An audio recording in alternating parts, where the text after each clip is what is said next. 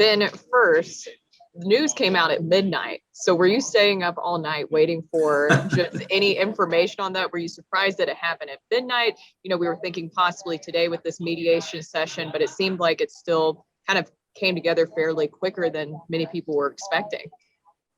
Yeah, Brooke, when the lawyers for the league and the Rams arrived on Tuesday, the vibe was kind of like, well, let's see where this goes.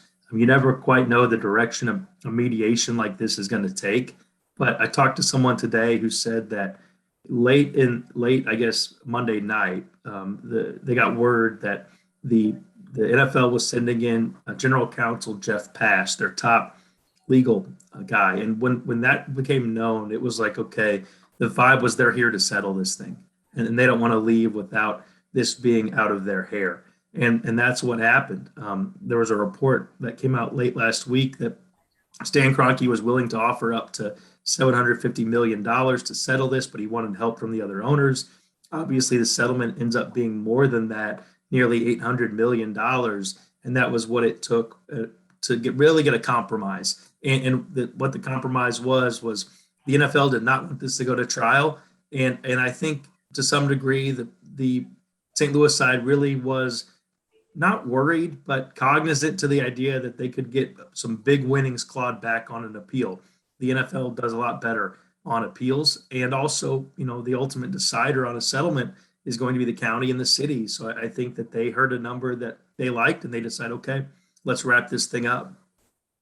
Well, and also the city and county coming out with a joint statement calling this a big win for the area. Is this a big win? Because I'm sure, Ben, you've seen all over social media, people are like, wait a minute, I wanted this to go to trial. I wanted to see how far we could take this. Is this essentially a big win for St. Louis? I know you already mentioned there that if it goes to trial, there could have been an appeal. I think Kroenke was very clear that there would have been an appeal. As you said, the NFL would go after that. So is this about getting the money quicker instead of it getting tied up and possibly having to wait 10 plus years to see any type of money? Well, that's part of it. You get the money now. I mean, this money, this $790 million is owed by the end of the month. And the NFL does not have to sort out who pays what before that check is due. So really what the NFL has done is it's bought its way out of this lawsuit, and now it will fight amongst itself over who pays that money. But the check still goes, and it's then how do they re-divvy up their own dollars, and that could be an ugly fight. I mean, this could get nasty between the NFL, between Stan Kroenke and the other owners. Who pays what? Stan Kroenke feels like he can get out of that indemnification agreement, and if he wants to, then there could be some ill will. But this allows the owners to handle that on their own terms, and we know how they like to handle it with cartel style justice. This gets the legal side out of it, to the tune of nearly $800 million. So, was it a big win? It depends on kind of what scale you're using to measure your pound of flesh, right? I try to go with what I started with. When this lawsuit started years ago, I remember thinking, man, it would be great if the city could get back the $18 million the task force spent on what turned out to be a bogus effort to keep the team. I mean, the task force was misled at every turn, lied to, and there were good, hardworking people who were spending public money on that effort that never had a chance, we found out. Well, this is obviously a lot more than the 18 million. So if I look at it that way, I think this is great. People who wanted an expansion team are disappointed, Brooke, but that was never realistic. I hated to be the wet blanket on that, but it just was not an option.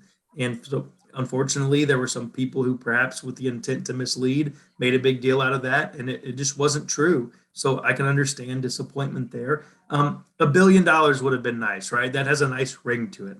That nice billion, that would have been great. And I think if that would have been there, then everybody walks away and says, this is awesome. $800 billion and a billion are pretty close. And I think the challenge now is how do they use the money?